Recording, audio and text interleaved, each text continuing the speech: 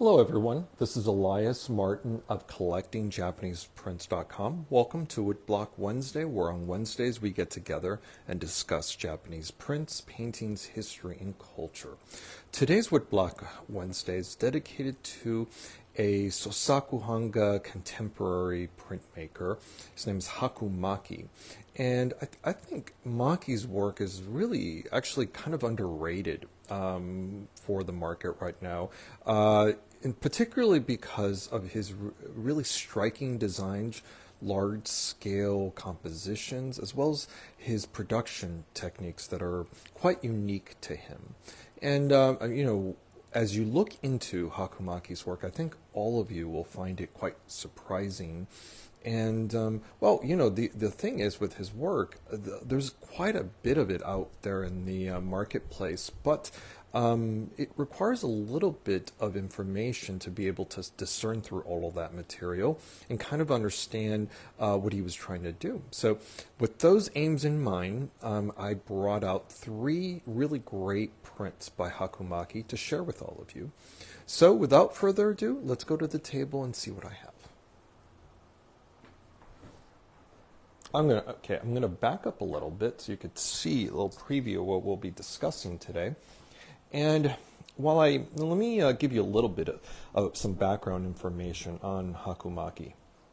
So Haku Maki was born in 1924, and he passed not too long ago in 2000.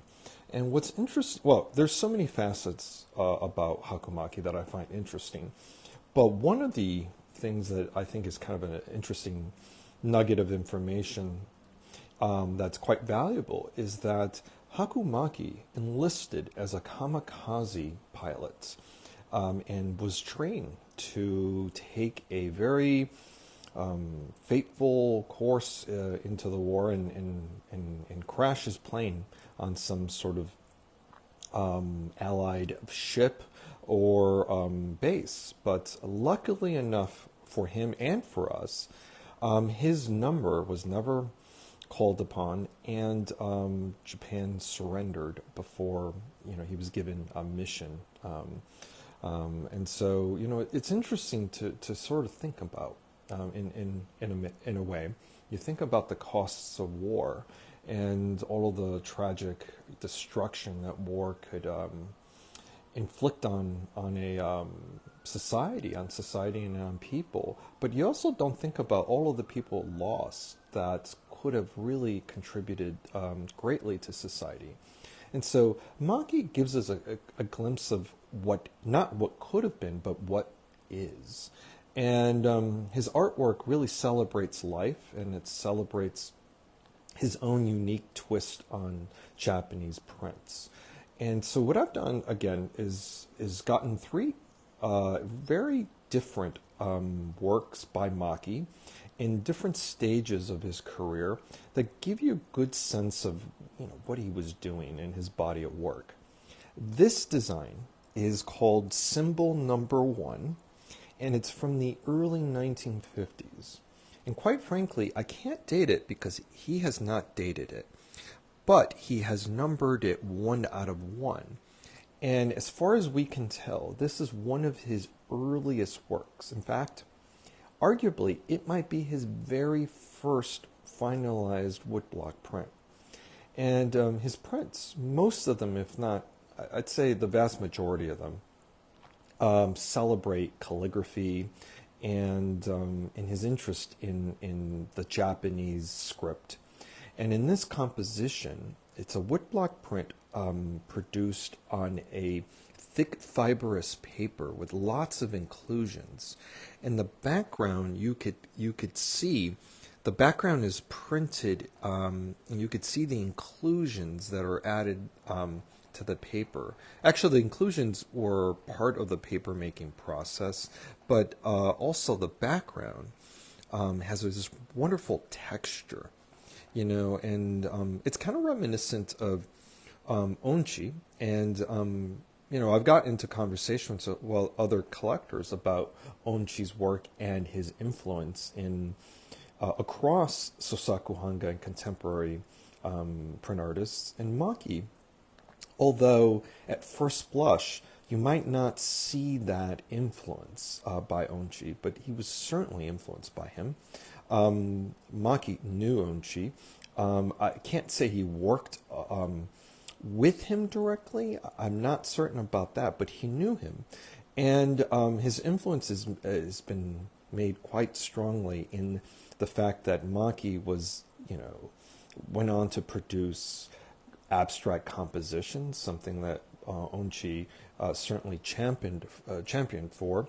But he also titled his prints, many of them, poem number so-and-so.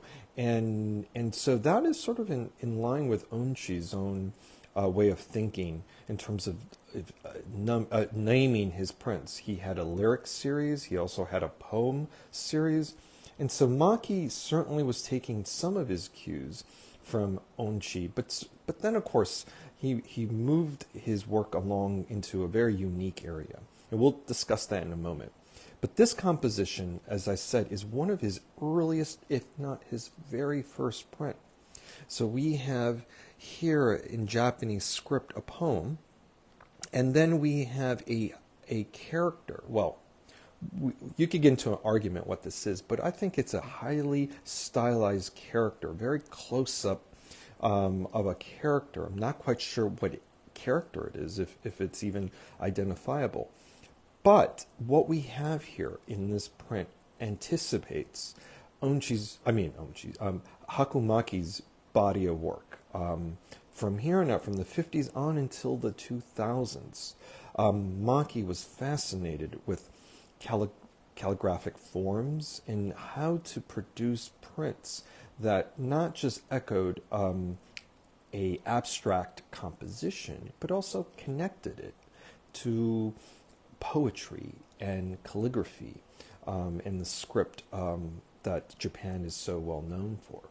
So I'm going to zoom in. You could see this wonderful texture.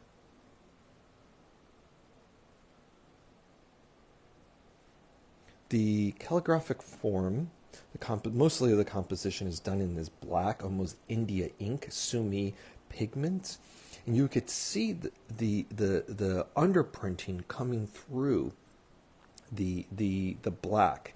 And what's interesting, I should kind of move this print away from the light a little bit. There's a light overhead that might be creating some glare, but the black is not even, which is actually serves to create a three-dimensional effect, and also echoes calligraphy, sumi calligraphy on paper, because the pigment is not always consistent as you're writing, and so there's a lot of it looks like a hand produced calligraphic form, either by printed or by hand produced, script. But it is printed, but it does have that hand produced quality to it, which I find it very charming. I mean, this is, again, out of Maki's body of work, one of the earliest, most significant pieces. I'm really happy to be able to show it to you. It's not every day when you could look at something so early in the body of work of an artist that encapsulates so many of the themes that the artist will then go on and work with. So this design is just fantastic. Now, moving along, let's look at a work. This was done, I'd say let's see if we have a date on here. I don't see a date, but I'd say this is about the 60s or so. And this is a transitional work. And so now we're showing Haku Maki's interest not just in calligraphic forms. You could argue that this is one large calligraphic form, but also in abstraction, bringing in other elements. This looks like wood grain from a piece of wood. It's highly stylized. It may not actually be an actual piece of wood. It might have been, and he may have carved it out to bring out the lines. I'm not quite certain about that. And then, of course, some additions in the composition that are Maki's own. He always likes to add a splash of color here. But what's also interesting about this piece, that it illustrates an interest in texture. and relief. And what you have here on the entire portion of the surface of the printed work is a wonderful three-dimensional texture that's created with Maki's own interesting technique of using wood blocks and cement blocks to emboss texture into the paper in a kind of a relief format. And I'm going to zoom in so you could see.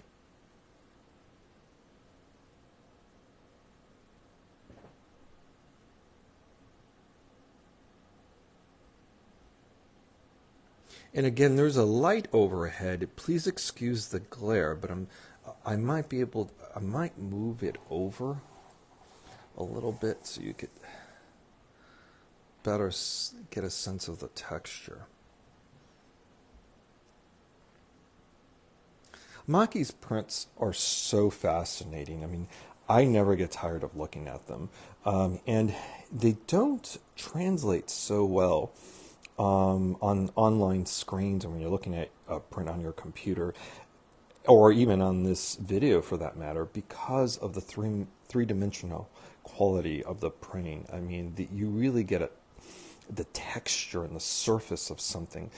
This work is an early work, and it predates his interest in chawans, or Japanese tea bowls. But you can kind of see now this black sort of form that kind of reminds me, and it certainly anticipates his interest in these chawans and producing them in woodblock printed form with the cement blocks that create the texture. So if you're not familiar with those, I'd encourage all of you to Google it.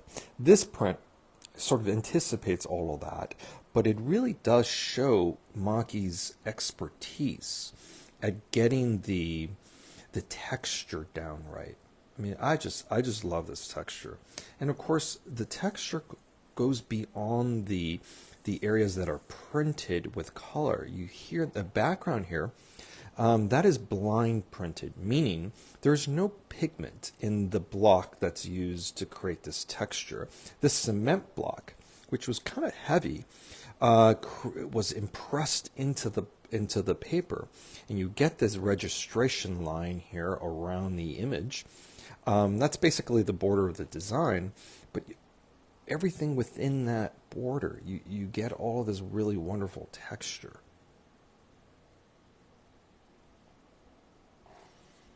So now this print was done in edition of 50, which is not quite that large for him. I'm spoiling all of you because this design is actually quite rare, and of course this one is unique, being 1 out of 1. And these two, I brought them out not just because they're rare, and you probably have never seen them unless you've been to my website, but also because they contain within themselves an element that Maki is going to explore further down the road in his career. So here, of course, it's the calligraphic form that we have, and in this work, it's the embossing, but also this wonderful sense of color that he brings to his compositions. This is much more developed in his later work. So this is, of course, from the 60s. This is from the 50s. And it just has a 1950s kind of quality to it. It also reminds me of that, Franz Klein's work with heavy black lines. Now, of course, they're doing something very different. But the composition with the presence of such a prominent use of black does echo those paintings by Klein and other expressionists. So I'm going to move on to a composition or a print that is really, this is considered Maki's mature style. When people think of Haku Maki, this is what one usually thinks. They think of a very striking calligraphic form, usually in red or in a bold color.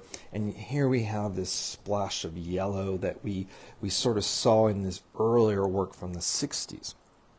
And I mean, this work has pretty much every element that Maki's known to have produced. The background is kind of a matte black.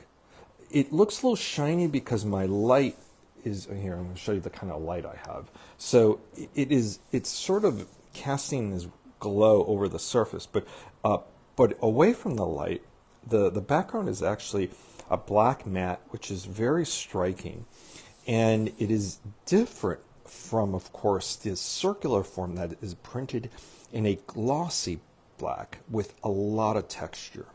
And of course, the calligraphic form across the main portion of the composition has a lot of that texture that we were looking at in this print. And so, of course, he's able to sort of translate this use of the cement blocks and moves that along into a much more focused composition. This is much more focused in the sense that the calligraphic form is front and centered, and the techniques that he's learned along the way are contained within, which is really striking. So in many ways, this work is a mixture of these two pieces. And so there's a wonderful conversation occurring between the three that I'm showing you, because we do see the progression of Maki's work if we consider all three. So I'm going to zoom in so you could just see the texture that the print has. And I should point out, all of this, the calligraphic form is raised above the print.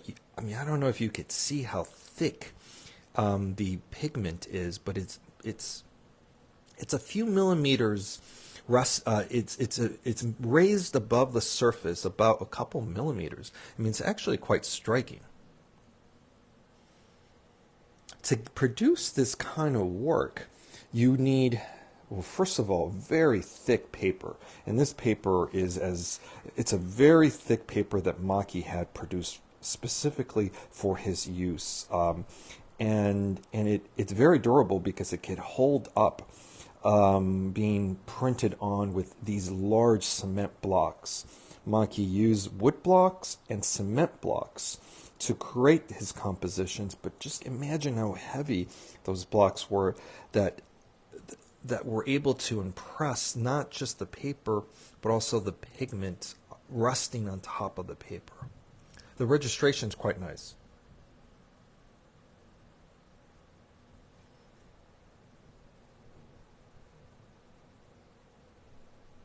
I mean, you could just see how fine the lines are and how perfect the pigment is. It's resting directly onto the surface of the calligraphic form.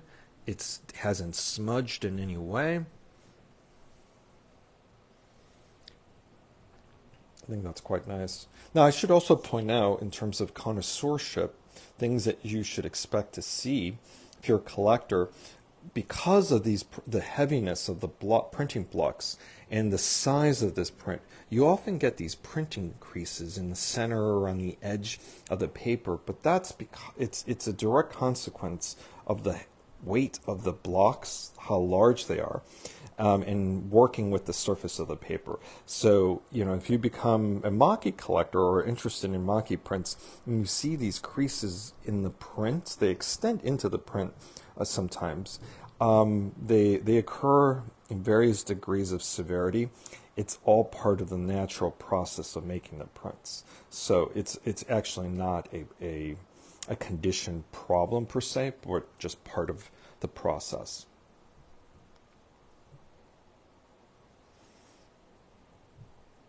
I mean, these prints I think are quite striking. I'm going to zoom in so you could see this signature, which is very distinctive.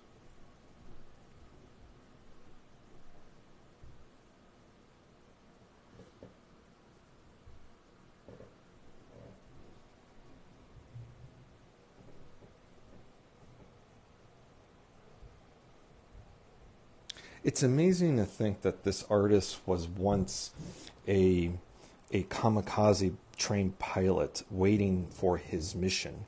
I mean, when I think of his work, I do think about that. And I think about how, as I mentioned earlier when we first got together in this talk, the costs of war and how many artists or future artists we may have lost in conflicts. But Maki gives us an experience of someone who survived all of those things, and was able to create such poetry on paper.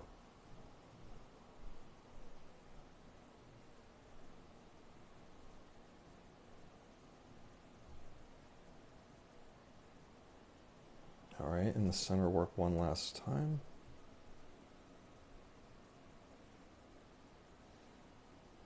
Now, what I'd like to do in these our conversations on Woodblock Wednesday is also show references about the prints or the artists we discuss. And this is the only book on Haku Maki to date. It's by Daniel Trediak. And he produced this mono. It's sort of a... Well, it's based entirely on Maki. It's a little eccentric. I mean, I will say that he's not a scholar per se. He's more of a collector.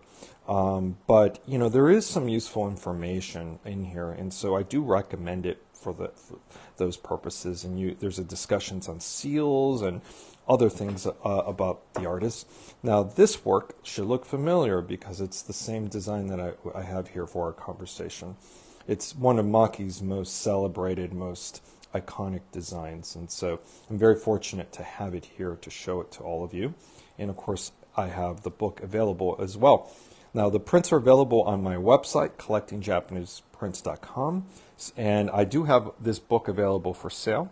So if anything is of interest, feel free to contact me.